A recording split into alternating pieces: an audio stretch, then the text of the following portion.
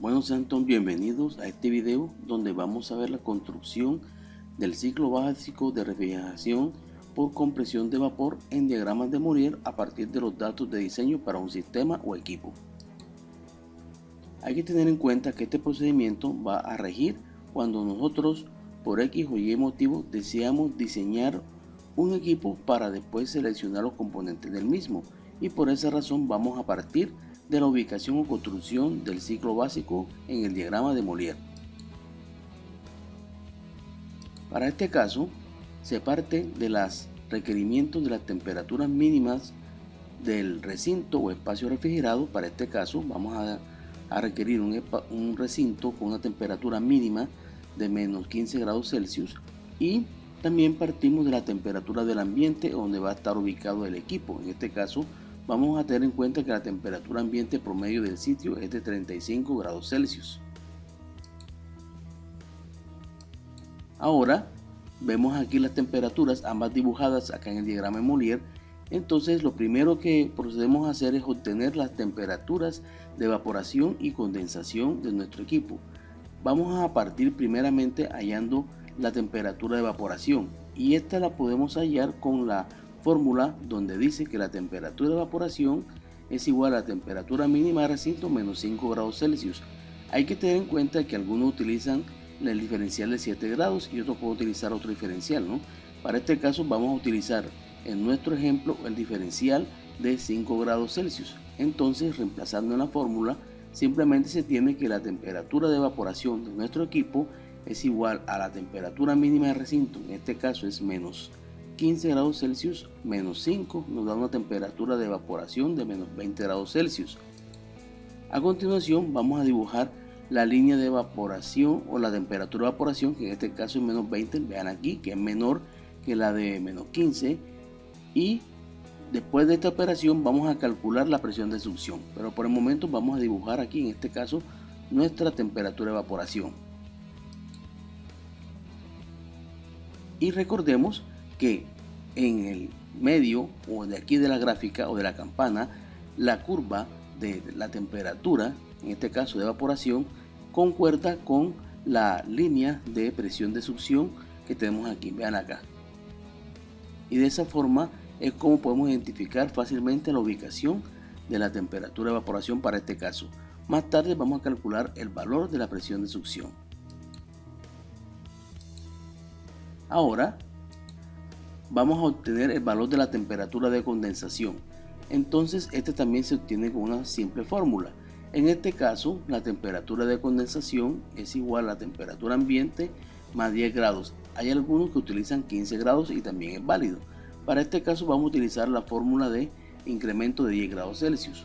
Entonces, reemplazando en la fórmula, la temperatura de condensación es igual a la temperatura ambiente, habíamos dicho de 35 grados más 10 grados nos da 45 grados, y procedemos inmediatamente a dibujar esa línea de temperatura de condensación que debe ser obviamente superior a la temperatura del ambiente que tenemos aquí dibujada. Veamos acá, miren dónde está aquí, y a partir de este valor de aquí de la curva de temperatura vemos que vamos a obtener también la línea de presión de descarga, que en este momento es aquí y concuerda con la temperatura de condensación en la zona de mezcla de nuestro diagrama de Mourier, tal cual como estamos observando aquí.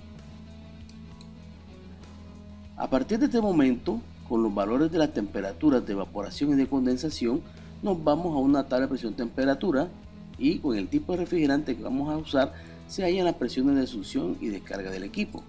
Entonces, para este caso, tomando como referencia la temperatura de evaporación y tomando como referencia aquí el refrigerante 134A, nos vamos aquí con ayuda de la herramienta de Danfoss, en este caso démosle la cortesía a ellos, vamos y digitamos menos 20 y vamos a obtener que la presión de succión manométrica es de 4.56 psi.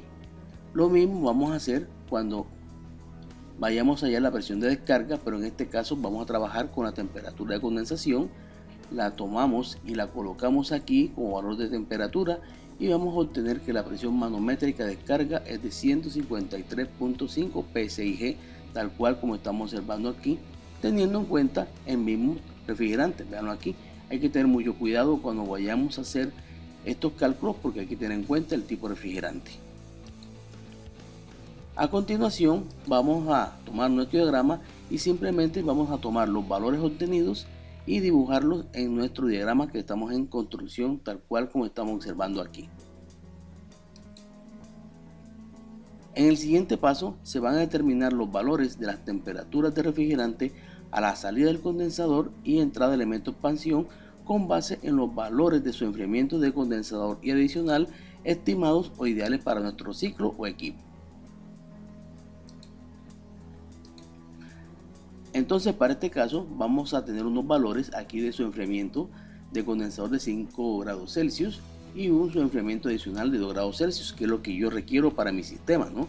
Obviamente estos valores pueden variar dependiendo del diseñador. Entonces vamos a obtener nuestras temperaturas. Entonces recordemos que en el caso del su enfriamiento de condensador es el que ocurre aquí, mírenlo, desde la temperatura de condensación y hacia la temperatura de refrigerante a la salida del condensador. Y estamos diciendo aquí con esta expresión que la diferencia entre esta temperatura es de 5 grados Celsius. Por tanto, como esta temperatura está a la izquierda y por debajo es menor, entonces simplemente para obtener el valor de la temperatura de refrigerante a la salida del condensador, tomamos el valor de la temperatura de condensación y restamos simplemente el valor del su enfriamiento de condensador, que en este caso es 5 grados, para lo cual vamos a obtener aquí una temperatura de salida del condensador de 40 grados Celsius. Y también lo podemos ver simplemente con un despeje de fórmula. Vemos aquí que si el su enfriamiento de condensador es igual a la temperatura de condensación menos la temperatura de salida del condensador, simplemente despejamos y nos damos cuenta que la temperatura de salida del condensador es igual a la temperatura de condensación menos el valor del su enfriamiento, que fue lo que hicimos aquí gráficamente, lo cual corrobora nuestro análisis para darnos un valor de 40 grados Celsius. A continuación procedemos a dibujar esta línea de temperatura y miren que la tenemos aquí. Correcto. Bien, ahora vamos a la otra parte. Teniendo en cuenta el su enfriamiento adicional, bien, que recuerden bien que es el que ocurre en la línea de líquido y resulta que es este trayecto que va de aquí hasta acá. Entonces la diferencia son 2 grados.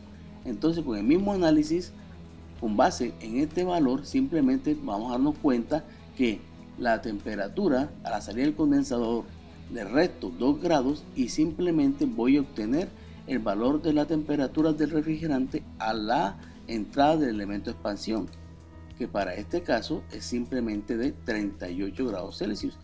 Y lo podemos ver en el siguiente análisis o despeje acá. Vean entonces que recuerden que el su enfriamiento adicional es la diferencia entre la temperatura a la salida del condensador menos la temperatura del refrigerante a la entrada de la válvula. Entonces despejando vemos que la temperatura del refrigerante a la entrada de la válvula es igual a la temperatura a la salida del condensador, que vemos aquí, en este caso es 40 grados, menos el su enfriamiento adicional, que en este caso es de 2 grados, y con ese valor obtenemos los 38 grados Celsius. Y a continuación procedemos a dibujar esta línea de temperatura, tal cual como observamos aquí, y ya la tenemos. En los siguientes pasos simplemente vamos a ubicar los puntos, en este caso, de que vimos acá, de temperatura, o sea del refrigerante a la salida del condensador, que sería el punto C, y la ubicación de refrigerante a la entrada del elemento de expansión, que sería el punto D. Entonces vamos a hallarlo. Veámoslo aquí. Recuerden que el punto C tengo presión alta, recuerden, en este caso 153.5 psi y tengo la temperatura a la salida del condensador, que en este caso sería 40 grados Celsius. Entonces vamos a ubicar ese punto. Vean lo que queda aquí y tengo el punto C. Bien, ahora vamos a ubicar el siguiente punto. En este caso nos vamos al punto D. Recuerden que el punto D tengo presión alta, estoy aquí, y tengo una temperatura de 38 grados Celsius.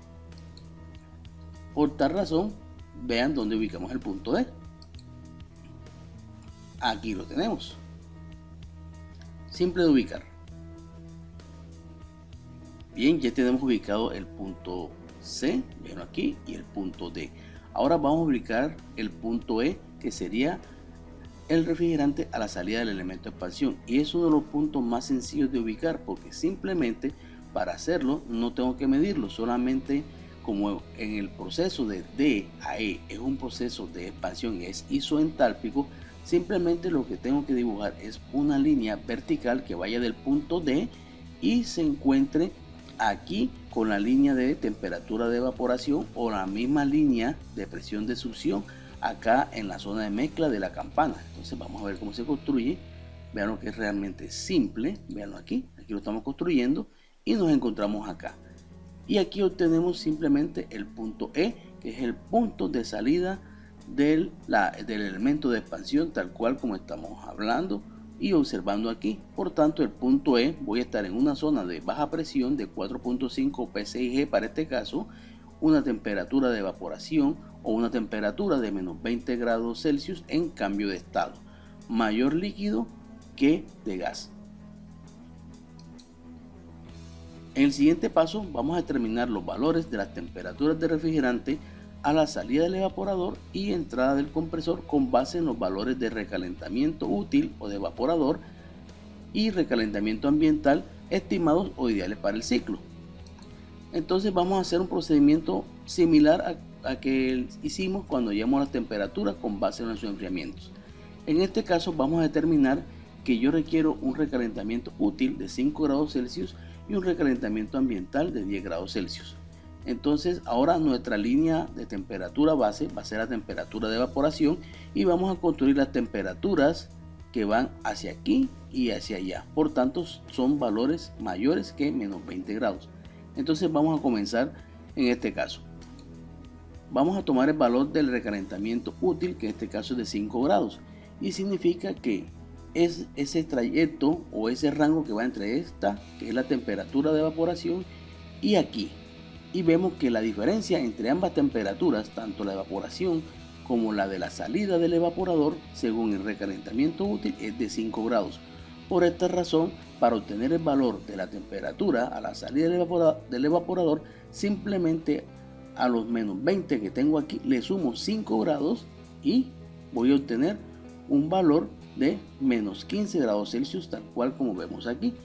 Y eso lo podremos corroborar aquí con la fórmula de recalentamiento útil. Vamos a verla aquí, que el recalentamiento útil es igual a la temperatura a la salida del evaporador menos la temperatura de evaporación.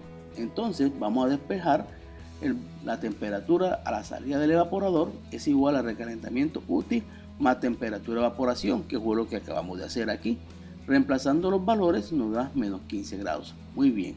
A continuación procedemos a dibujar la línea de temperatura de refrigerante a la salida del evaporador, tal cual como estamos viendo aquí, y nos va a servir de referencia para hallar nuestro siguiente punto. En este caso vamos a tener en cuenta que el recalentamiento ambiental es el que sucede en la tubería de succión, por tanto en este caso de 10 grados. Vamos a verlo acá, mírenlo aquí. Entonces ahora nos vamos a dar cuenta que con base en este valor la temperatura del refrigerante a la entrada del compresor simplemente va a estar aquí. Entonces para hallarlo simplemente que tomo el valor de la temperatura del refrigerante a la salida del evaporador, que en este caso es menos 15 grados Celsius, y le voy a sumar 10 grados Celsius para obtener un valor de temperatura de refrigerante a la entrada del compresor de menos 5 grados. Bien, esto lo podemos corroborar aquí con la fórmula. Vean que se sabe que el recalentamiento ambiental es igual a la temperatura del refrigerante a la entrada del compresor menos la temperatura del refrigerante a la salida del evaporador. Si despejamos aquí, el valor de la temperatura del refrigerante a la entrada del compresor es igual a la temperatura del refrigerante a la salida del evaporador más el valor de recalentamiento ambiental. Por tanto, si reemplazamos vamos a obtener los mismos valor aquí que menos 5 grados Celsius, y procedemos a dibujar esta línea de temperatura tal cual como estamos observando aquí. Bien, a continuación vamos a dibujar los puntos del diagrama. Para este caso vamos a dibujar el punto F, veanlo acá, que es que vendría siendo la salida del evaporador, veámoslo aquí, tiene baja presión y temperatura de menos 15 grados como estamos observando aquí. Entonces vamos a dibujarlo, mírenlo aquí. Aquí tenemos el punto y el punto G, vamos, que es el punto donde el refrigerante aquí llega al compresor. Vamos a tener baja presión, veanlo aquí, y una temperatura de menos 5 grados Celsius, y por tanto lo vamos a dibujar aquí, veanlo acá. Aquí lo tenemos, mírenlo acá. Perfecto. Ahora solamente nos falta hallar los puntos A y B, y esos puntos son muy especiales, todo depende de las condiciones de mi diseño. Entonces, para este caso vamos a dibujar el punto A. El punto A es el punto de salida del compresor y simplemente vamos a trazar aquí en este caso una línea inclinada hacia la línea de presión de 153.5 psi. Esta línea depende mucho, la inclinación depende mucho de la eficiencia isoentrópica del compresor, de la eficiencia volumétrica que nosotros vayamos a seleccionar, ¿no? Pero para este caso, como para no complicar un poco más el diagrama, solamente vamos a trazarla. Entonces lo que hacemos simplemente es que vamos a trazar esta línea inclinada hacia acá. Por lo general vemos aquí la inclinación, vemos aquí y tenemos nuestra línea de compresión acá. Y simplemente en este punto vamos a trazar otra línea de temperatura que vendría siendo la temperatura que tendría el refrigerante a la salida del compresor, que sería el punto A que tendría acá. Y esa temperatura, como ya les expliqué, depende mucho de la eficiencia del compresor, también del tipo de refrigerante y obviamente de la presión de descarga. Entonces, en nuestros programas donde vayamos nosotros a seguir con el proceso, simplemente lo vamos a encontrar de una manera bastante sencilla y lo podemos ver en unos videos posteriores. Bien, a continuación vamos a dibujar el punto B, que sería el punto donde entra el refrigerante al condensador. Veanlo aquí. Entonces, ¿qué sucede? Cuando el refrigerante está en el punto A y se traslada por la tubería o línea de descarga, va a perder un poco de temperatura debido a que esta tubería es caliente. Entonces, por lo general pierde de 1 a 3 grados dependiendo del sistema, ¿no? Por esa razón, el punto B quedaría un poco más hacia la izquierda del punto A. Y lo vamos a ver aquí. Vean lo que estamos construyendo. Queda por acá. Este valor que está por aquí también depende mucho de las condiciones de la tubería, de las longitudes, etcétera. Entonces, por lo general, uno en el programa estima un valor, pero después uno puede corregirlo para hacer un diagrama mucho más efectivo. Entonces, vamos a dibujar nuestro punto B y obviamente se dibuja la línea de temperatura que correspondería a la temperatura del refrigerante a la entrada del condensador, como estamos viendo acá. Y a partir de este momento, prácticamente hemos completado nuestro diagrama. Vamos a completarlo aquí. Bien. Cerramos el punto B hacia el punto C. Correcto. Y ya tenemos nuestro diagrama ya listo para que podamos llevar todos estos valores de temperatura.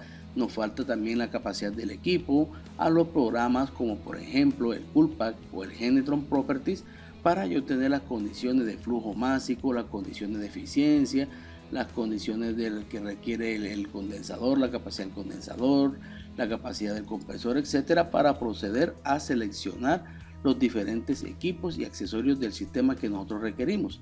Entonces, lo importante es que cuando vayamos nosotros a hacer diseños, siempre partimos de este diagrama básico, de diagrama de Molière. Entonces, por esta razón, es muy importante no equivocarme aquí con ninguna temperatura, porque me equivoco en alguna temperatura y simplemente todo mi sistema y mi diseño se va a caer. Muchas gracias y nos vemos en otro video.